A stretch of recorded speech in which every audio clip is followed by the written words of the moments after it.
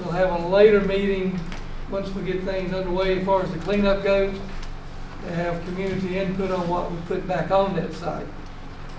I always tell everybody that they're asking me, I tell them, what's going back on the site is going to be something that's going to pay taxes. So, glad everybody came out. At the end, you'll have a chance for questions concerning the demolition process. And I'm going to turn it over to Mr. David Sykes, who's been our engineer from Stantec. Engineering company, been representing the town since the inception of this about 15 years ago. Long time. It's been an ongoing process now for about 25 years. Everybody wouldn't think this day would come, but if you don't believe it, come around about May the 11th, you'll see some stuff. Mayor, more importantly, thank you all for coming out. And I grew up in Union County, lived in the town of Buffalo, which is it's a little smaller than Honey Path for those that are familiar. So I'm not from here. So you guys sitting in the audience know more about Chiquola Mill and the history of it probably than I do. So I'm gonna give a brief overview of the mill, the environmental work, the upcoming cleanup, which is most important, and we'll go from there. Sam, we're gonna load this PowerPoint to the town's website. So apologize about that. So the first thing I've just briefly, and you guys can't see it, but site history and background. For the mill was built around 1900-ish, maybe a little earlier. And then I think one of you correct me if I'm wrong, but I believe the initial demolition of the mill occurred sometime around 2009 to 2011. For those that may know, and so pretty much the condition that it's in now, it's kind of been sitting that way for close to going on 15 years now. There was a small removal that was done in 2020 at the site that removed some debris piles with some money that the town had gotten. But overall, the mill has been sitting in its current state for close to 15 years. And so a little bit, the mayor mentioned it, but I got involved with this project around 2010, 2011, shortly after that original demolition occurred. One of the first things that the town did was they applied for an EPA brownfield assessment grant.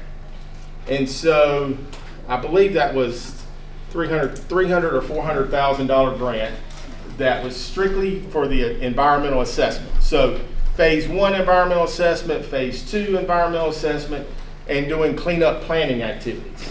And so what cleanup planning activities means is that we were looking at what environmental concerns that were identified. For example, the site is completely covered with asbestos containing materials. We identified some soil contamination on the property. And so the cleanup planning was we needed to determine how much it was going to cost to clean up the site.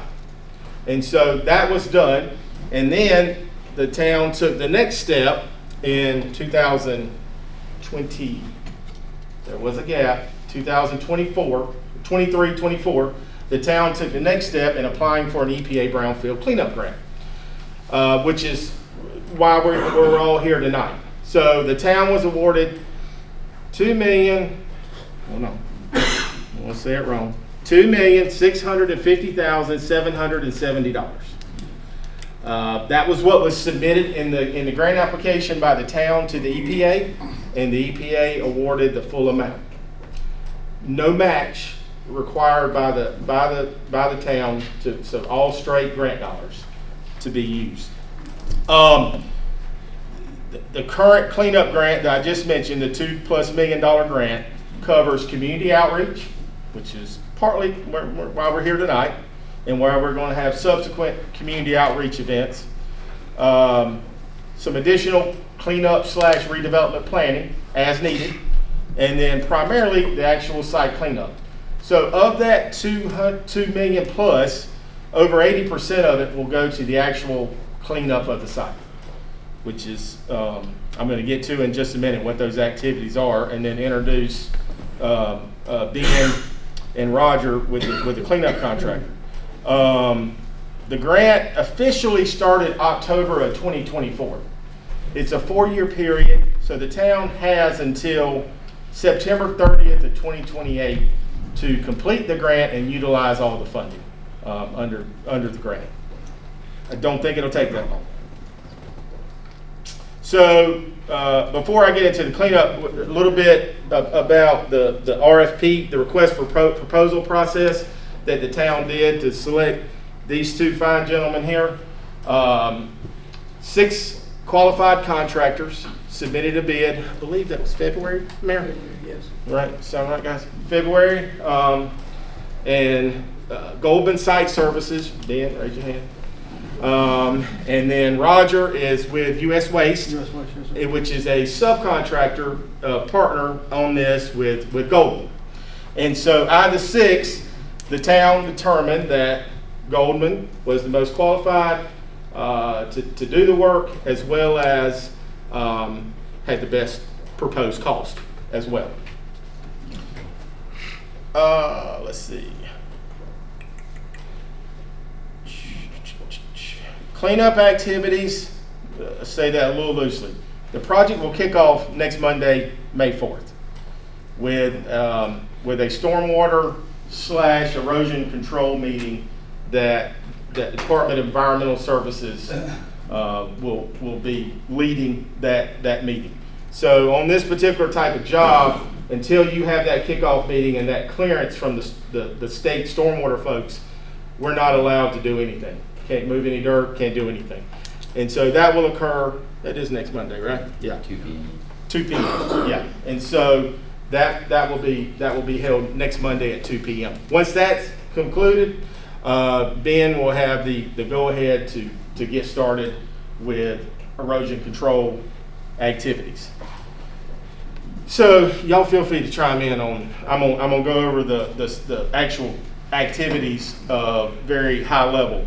But first thing that needs to happen is erosion and stormwater. So they're going to install silt fencing around the perimeter of the site to make sure nothing with rain events, no sediment, those types of soils leaving the property. There'll be construction entrances. Ben, how many do you have planned? 2? 2 currently? Yes. 2 construction entrances off of Chiquola and Carolina, and then the back of the mill, the parking area. on the backside. Yeah, Okay. what's the road? I don't know the road name. I don't know. What is Beecham. Beecham Street. Beecham. So there'll be construction entrances there for trucks, dump trucks coming in and out with debris. There'll also be clearing and vegetation removal. That's part of that. So thankfully, we're just barely beating the kudzu on the site, because it's coming, and it's coming fast. And so we'll have that'll be cleared off, and then the primary activities and where most of the grant dollars, we're estimating 10,750 tons of building debris, which is all being handled as if it's asbestos containing materials. And so once again, 10,750 tons. Ben, how many tons go in one truck, roughly? 20. 20 tons in one truck. How many trucks is that? 500 what? I think the total was, with the soil and the debris, was like somewhere around 1,500. I think. 1,500 loads? I think so. Okay. So he said building material and soil, which I'm going to get to next. Yeah. But just hauling off building material will be more than 500 loads that leave the property. All that material is going to Anderson Regional landfill. That's a Belton location, correct? A Belton address, and for disposal. The second part that Ben mentioned is when we were doing the phase 2 assessment back late 20 teens, we identified in some soil areas. When I say soil, I'm talking primarily the top 2 foot of soil around the perimeter of the main mill facility. There were two different, there were some elevated metals such as, I don't remember exactly, but it was like arsenic and some other things that were found above not residential, but found above regulatory standards. Not uncommon. The other thing that was found are something called PAHs, polycyclic aromatic hydrocarbons. They are very common, Chris, and very common on textile mill facilities. Most of the time as a result of the use of coal. So back when the mill was using the coal on the site, and so PAHs are as a result of the incomplete combustion of organic materials. Sound good, Chris? So Chris Kyrie is with the state, and he is our state brownfield contact. Chris, I'll call on you again in a minute. So we're planning to haul off over 9,000 tons of contaminated soil from the property. Well, instead of having basically bathtubs that will be created, whole depressions, there will be clean fill. I use the word clean. It'll be tested. It's being tested now, actually. It'll be tested and make sure that it does not have any environmental contaminants in it before that clean dirt is brought back onto the site. And so, take off 9,000 tons. We plan to bring back 9,000 tons of clean material. And then one of the final larger activities that will happen is the filling and grading of the former pond on the site. So ultimately, and Mayor, you tell me if I'm wrong here, when the cleanup is done, this phase is done with the project. What our primarily the brownfield grant is for is that we want to make sure all the building material, all building materials have been removed. That the site is graded in a manner that the town, at least, for the short term and near future, can maintain the site, keep the grass cut, keep it up, keep the kudzu away, and all that. And so, with all that debris, things like that, it's not feasible at this time to keep it cut and keep it clean. And so, when we're done with this phase, you should see a gradual slope on the property to allow that maintenance to occur. All right. That was really quick. I probably didn't cover everything I planned, but let me say one thing. That's yeah. a lot of ears perked up. You said $2 million grant. Mm-hmm. The town is not. We've received not a penny of that money. The federal government holds on to that money. We get an invoice. We have a process we have to go through to submit that invoice. They wire the money for that invoice to us. The town turns around and writes the check to the contractor. So don't everybody think that we're sitting on $2 million, or we've gotten $2 million, or we spent some of that money. We've not received a penny of that money. Not 1 cent. You want me to explain that a little bit more? Explain that So yeah, thank you, Mayor. So when the town received the 2.6 million, we're just going to make it 2.6. What happens is Stantec, we're a contractor. Goldman will be a contractor. And so if we submit an invoice to the town for our services and payment, and in the near very short term, Goldman will start sending invoices for their services. So it comes to the town. What will happen is, and my invoices it won't be anywhere near as big as what Ben's invoices are going to be. What's that? A lot of cost. Yes, yeah. So Ben is going to get all the money. I'm kidding. But the way it works is we submit the invoices. Well, the town is not. The town doesn't have $1 million. Say Ben submits an invoice for $1 million for the first month. Possible. And what will happen is the the town will go into a system called the ASAP system, and automated something another. I don't know exactly what it stands for. They go into that system and they draw down the $1 million. Well, I remember early on recommending that the town set up a bank account strictly devoted to this project. So what happens is that those funds are electronic deposit into that account, and then once they enter that account, then the town can issue checks to me or Ben or whoever they have invoices and outstanding charges to. And so that's how that process works. So as the mayor said, yes, the town has, right now you look at, the town has access to 2.6 million. The town currently has none of the 2.6 million in its possession as we stand here today. So.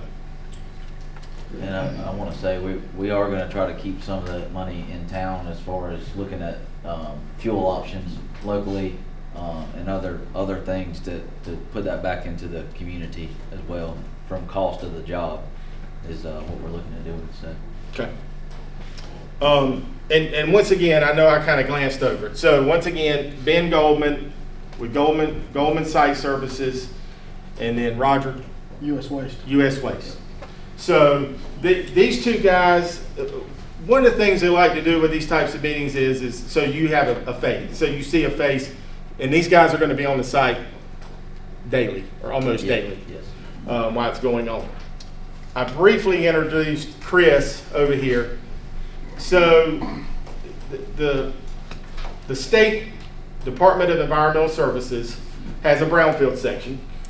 The Chiquola Mill is a brownfield site. And so we work hand in hand with the state, in this case, specifically Chris, for this property.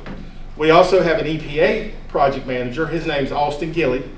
And so it's a cooperative partnership between the state agency, EPA being a federal agency, the town, and us contractors, as well as the community. So as I said earlier, community outreach is very important under the EPA Brownfield program.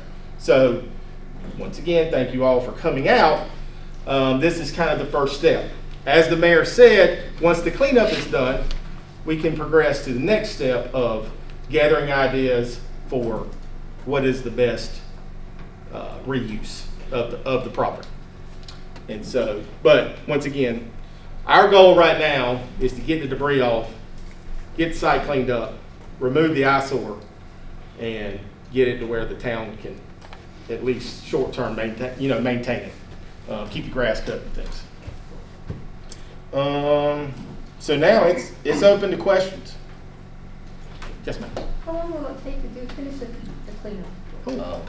Good one. We're estimating. Well, we have to have it completed within 4 months. So we're shooting for 3 months.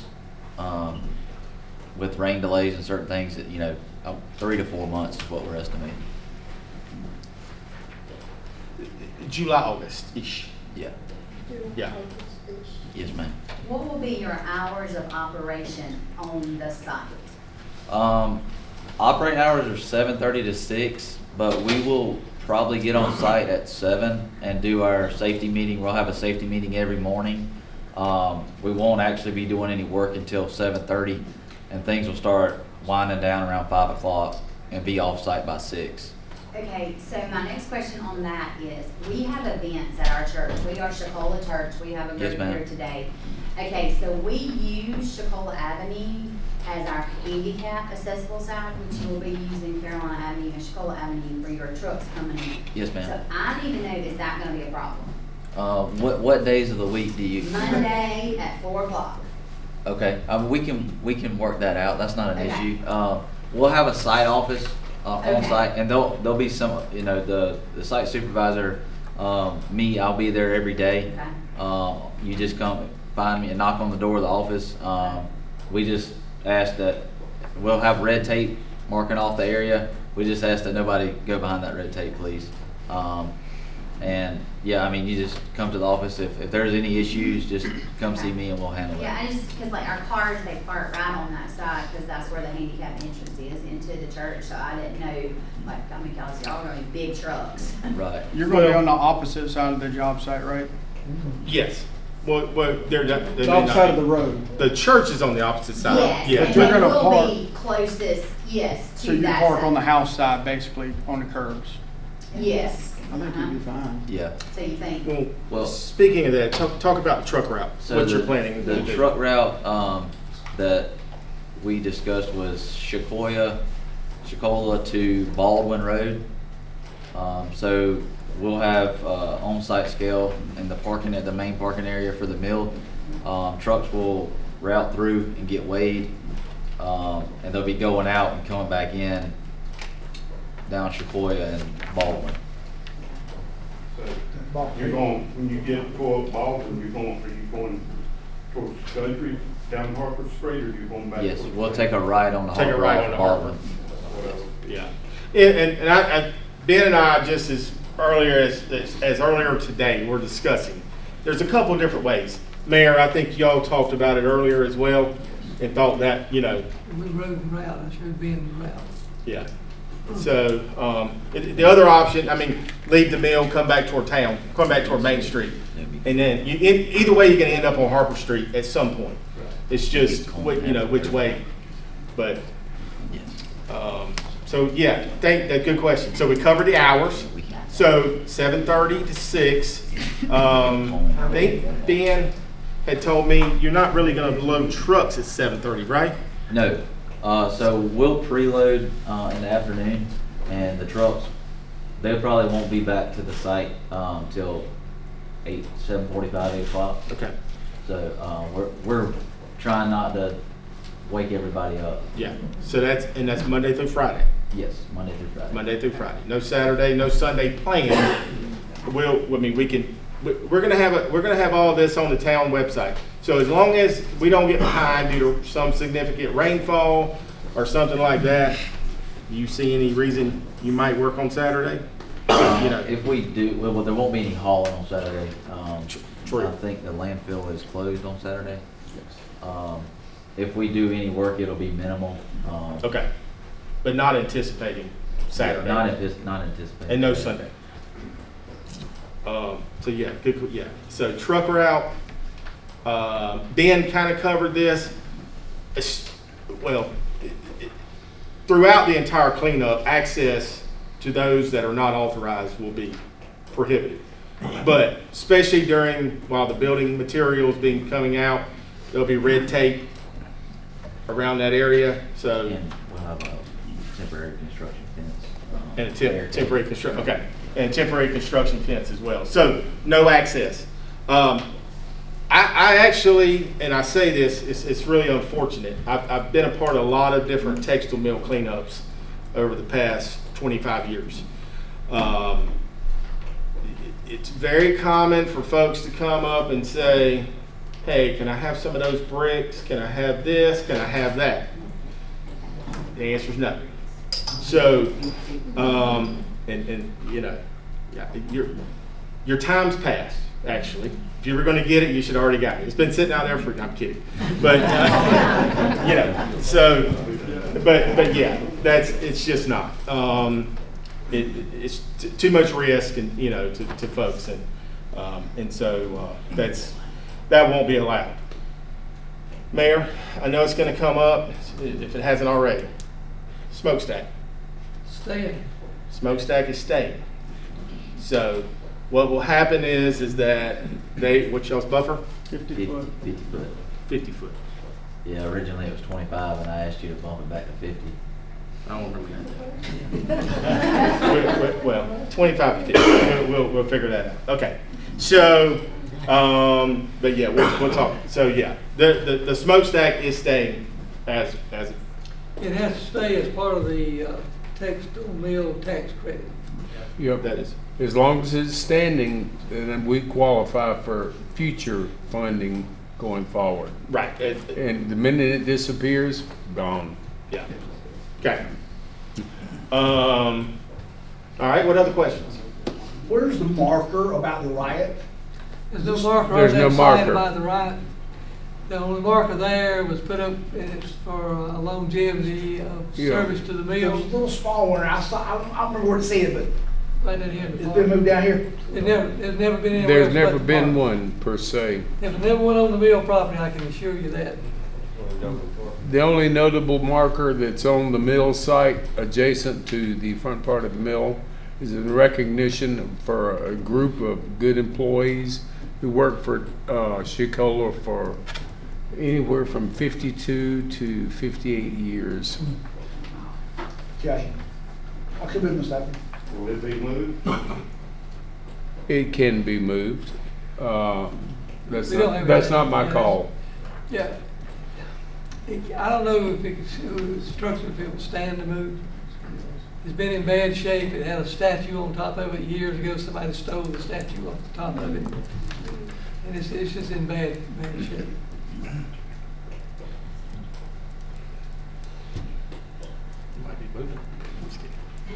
We can try to move, I can't guarantee that it's gonna not break. Yeah. I mean, if. Well, they can at least try to move it out to the, and see what happens.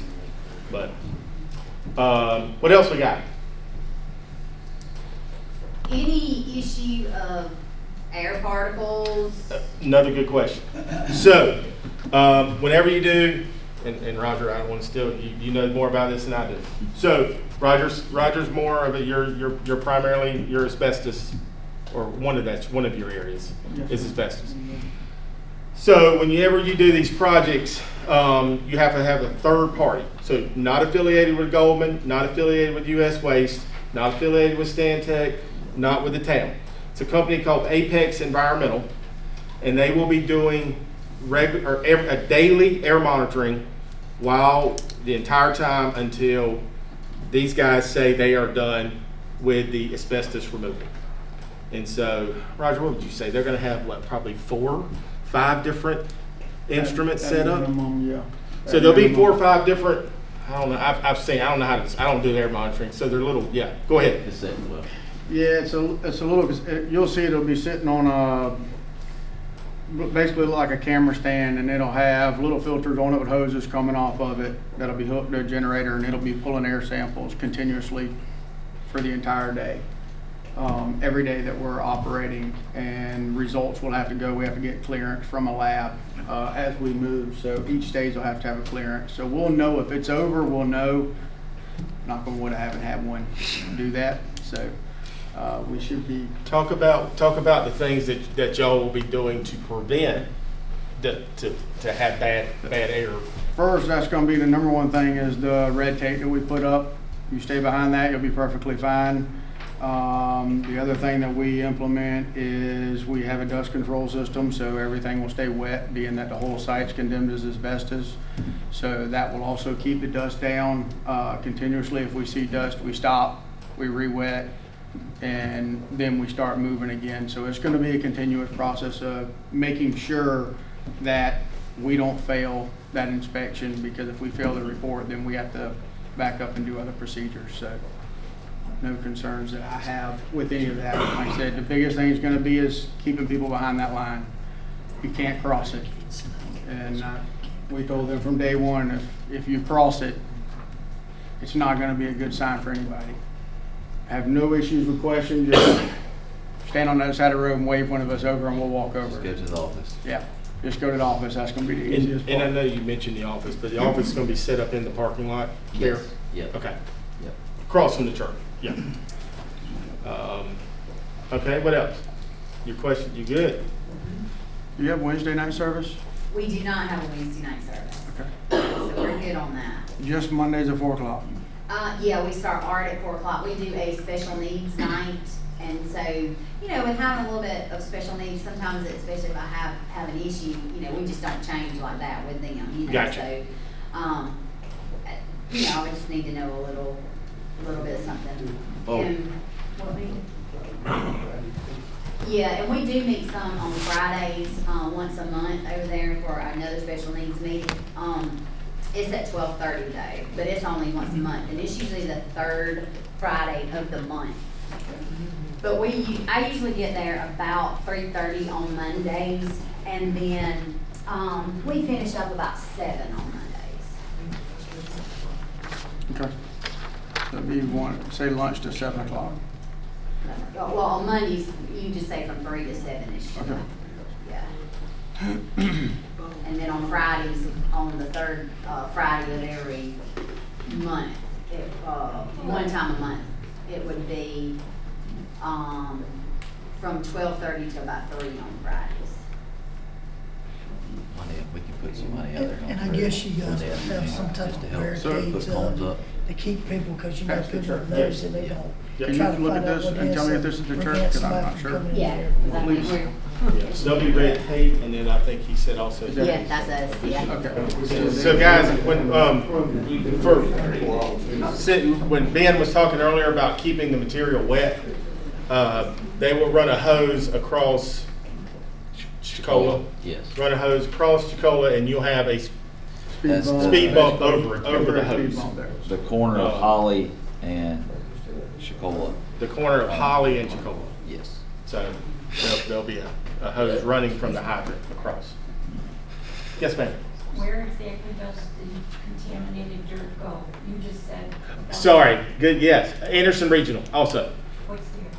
The land. It also goes to the landfill. The Anderson Regional landfill. The contaminated dirt that we remove. Not in the Honey Path. No. Yeah. The one. It's a Belton address, right? It's Belton in the Shadow community. Big Creek. 10 miles northwest from the site, I think. Yeah.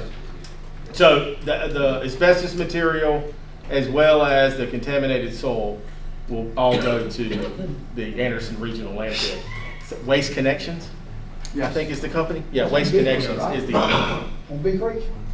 Yeah. Big Creek, yeah. Yeah. Okay.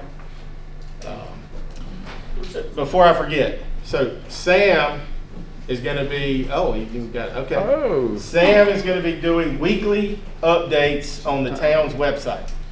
So, and also the presentation will be there. So we'll have photos. I don't know how many, 8, 5, 6, 7, 8, I don't know. Photos of activities from the prior week and just a bulleted list of activities and accomplishments during that time. And this takes you straight to a website link specifically for this project. So this is all Chiquola Mill cleanup project information through this link. Now, Sam, I barely know how to use that. Well, Can you describe how to use that? If you go to the town website, if you type in www.honeypathsc.com and you scroll down, you'll see a big section in yellow that's right there, and you'll be able to click on that same site, and it'll take you to the thing. And then this QR code is also on the table on the table over there for you to take and put up around the area. But there is information linked here. But give us a good 24 hours to put all this on there for the night. So, and then there'll be contact information. So my contact information will be on phone, email. Ben's contact information, we'll let Roger pass for the time being. Chris, his contact information. Austin Gilly, as I mentioned, is our EPA project manager. His phone and email as well. I think everybody knows how to get in touch with the mayor. So, who else did I? Make sure Melissa's on there. Who's- Oh, no. So you work through these. You work through Yeah, these. I'm definitely gonna find Ben on the May 11th. So Stantec's role, I probably should have said this from the beginning. Stantec has we've been involved to assist the town as another eyes and ears, and we're going to continue to do that. So somebody with Stantec will be on the site a couple times a week at a minimum. One will be doing some stormwater erosion control inspections, which have to be done, I think, every 7 days or after major rain events. So we'll be doing that and then just checking in. I will say, I mean, I've done a lot of cleanup projects. I hope this is the one outlier. We get surprises. Things happen. We find things that we didn't anticipate finding.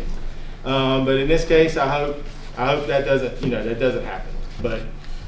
But either way, we're prepared to deal with them if it does happen. Can you explain to everybody here how the trucks are wrapped before Yes. you leave the site? Yes, so, Yeah, that's what I was explaining to her. yeah. So that would be That's a lot of the questions. last step, once the asbestos leaves, before it actually pulls out onto the highway, all the asbestos is bagged, so the entire bed of the trailer is lined with a poly liner, and we fold it over the top, tape it up, completely seal the entire truck, so that way when they do leave, go through the neighborhood, there's no particles, no airflow, no anything. Line, So- be lined so and tarped. It'd be, and then it's tarped, obviously, with the tarp on the truck, but my other question is, public school route. Is there any kid drop off through that neighborhood or anything? Yeah, they would be. yeah. What time do they pick up and drop off, you know, They anybody? pick up, they drop off, pick up at No, 2:45. no, no, on those roads over there. I don't know, I don't know. I don't have a clue. On Harper Street, they pick up around 7:05 in the morning. Okay, That's, and then they're usually a bus back about 2:30, okay, and then again, around about 3:45, 4 o'clock. Anderson. And there is a lot of foot traffic sometimes on Harper Street. I don't know, as far as the trucks, are they your trucks or they contract trucks or? Both. Both. We'll have a meeting before any hauling occurs and talk with the drivers about probably staying under the speed limit through the neighborhood there. Let them make sure they're aware that there's going to be kids and everything to make sure everything's good. And we'll have road signage and cones and to try to keep all that safe. So. I was gonna say District Two's last day is May 28th, I believe. June 1st. Is it June 1st? 21st. 21st. Oh, okay, 21st. So, I know you talked about it a little bit.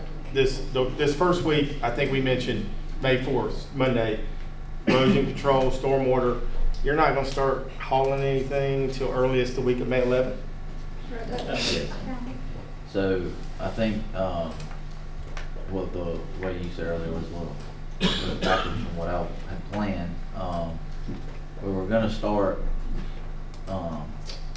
obviously the erosion control and clearing next week, and then as we're starting to demo the pond would be first, being that those loads aren't weighed because that's a total.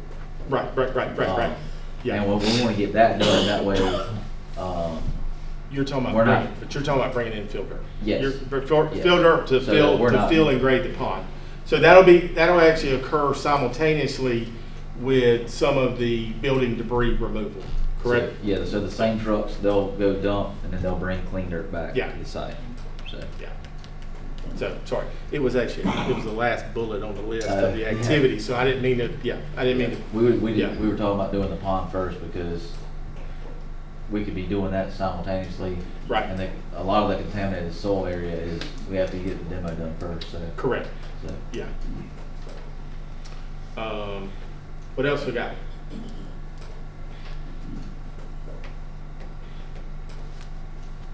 Mayor, anything else?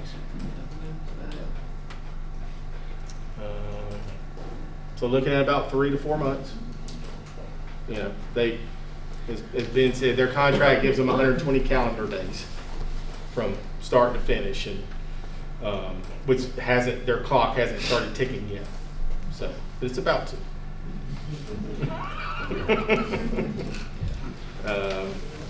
And if there is a deviation from that contract, that say you have a lot of wet weather, could prevent you working, it'd be some type of extension as part of that clause. It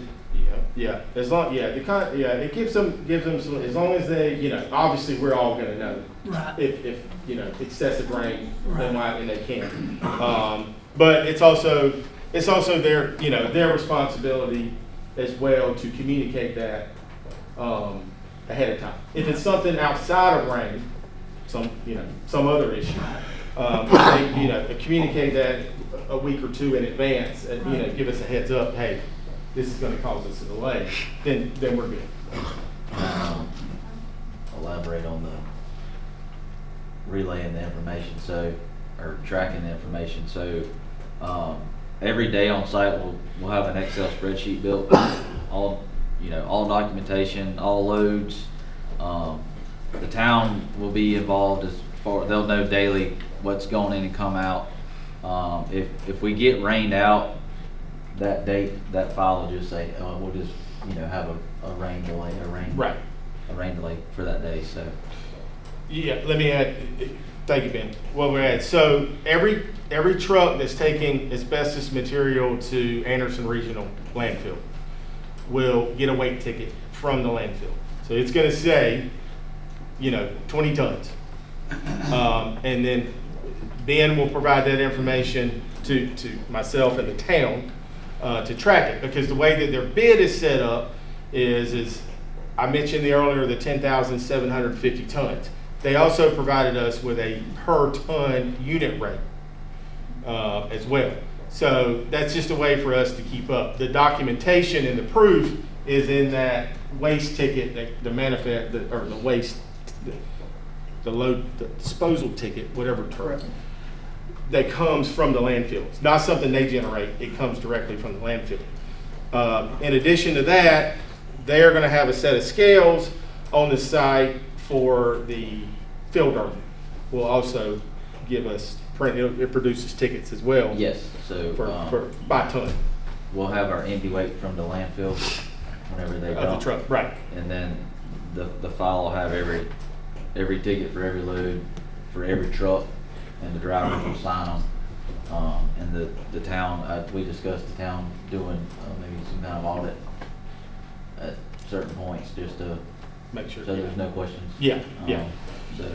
So and we said earlier, $2+ million project. The biggest line item is the asbestos removal. That's the biggest budget, correct? I mean, that's the biggest dollar value. Yes. Yeah. So, yes, ma'am. You said that the dirt was going to be wrapped up in tarps? The go in the landfill too? The asbestos material. Yes. Yeah. Now the dirt, the contaminated soil, y'all weren't planning to wrap. Y'all weren't planning to wrap that. So anything that has debris in it will have to be, if it's 100% dirt, no. Okay. But anything that building touches that has any debris on it has to go out as wrapping. Right. So let's say that their intent is to remove contaminated dirt, but there's still some building debris in that area. Then yeah, that would be wrapped. If it's just straight dirt, they have tarps that over the backs of their trucks that would suffice to cover the dirt. Yeah, but if the tarp is contaminated because it's touched all this stuff. Well, how does that No, work? the It won't tarp will because touch the the- clean plastic.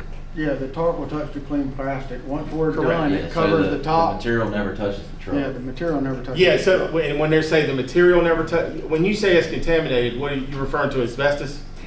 You saying the tarp? Yeah. So Ben did this earlier. All right. So the truck pulls into the mill site.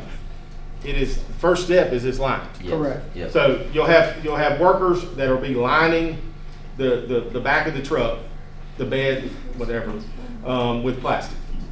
It then moves on to get loaded with the excavator. It leaves there. You're going back to the same spot where it's. Before it ever moves from that spot, it Yeah, gets, yeah. everything gets folded over and taken before it back. leaves, just got loaded. It'll be wrapped up. Think about like a taco. It'll just be wrapped up like a taco. Like a body bag. Then Terrible. We all got that, though. Terrible. yeah, that wasn't I mean, good. it basically is. We Yeah. just- Trash bag. Yeah. I thought a taco was better. Yeah, I like trash When bags. you're out there digging. But anyway, Yeah. so the tarp on the truck that will never touch the asbestos material. What about the plastic? It will touch the plastic, but the plastic's not coming back. Plastic goes into the landfill with the. Yeah. Yeah. Okay. Yeah. Sorry. Yeah. When the truck goes to the landfill and dumps, but the plastic, not bodies, taco it all goes into the landfill. Think about the water. You're watering the grass or whatever in order to make it, No, watering the building material to keep the dust down. okay. Is that dust contaminated? Well, I mean, And what stops the water, if you overwater, what stops the water from not going into the street and contaminating other things? It's more of it's a mister. It's not a straight, and it's not like cutting on a fire hose and drenching it down. They make fan misters, and its job is to suppress the dust is what the job is. So you're not gonna see a massive water hole from water running everywhere. plus all of the initial step of the silt fence and the erosion control. That's not really what it's intended for, but it will also work to stop any water excess that would leak. We can't allow runoff, so. Right, no we would runoff, have to- right. We'd have to immediately fix that. You've had 15 years of asbestos runoff. We don't want any more. Yeah. Yeah, There's no silt fence now. No. correct. Hadn't been for 15 years. No, sir. So, Yeah. Yeah. we haven't been in service for 15 We're- years. we're making We don't it- put up a fence. And Yeah. now we're concerned, wait a minute. Yeah, Exactly. yeah, yeah. So we're doing good stuff. We're making improvements. Yeah. But yeah, asbestos. Most probably everybody in the room knows asbestos fibers that you and I really can't see. That's we're trying. While that demolition is going on, you're spraying water on it to keep those fibers down instead of going airborne. Yeah. In the other safeguard is the air monitoring.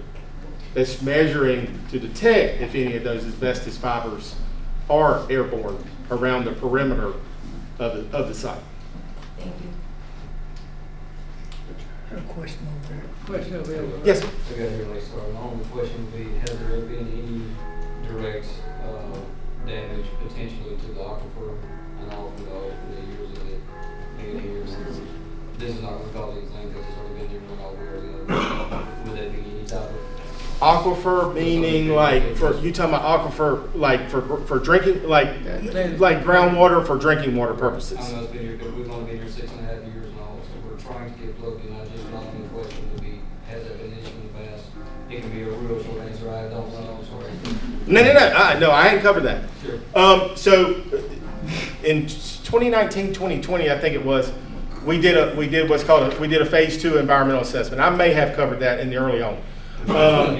We did soil and groundwater testing across the site. Some soil contamination was identified.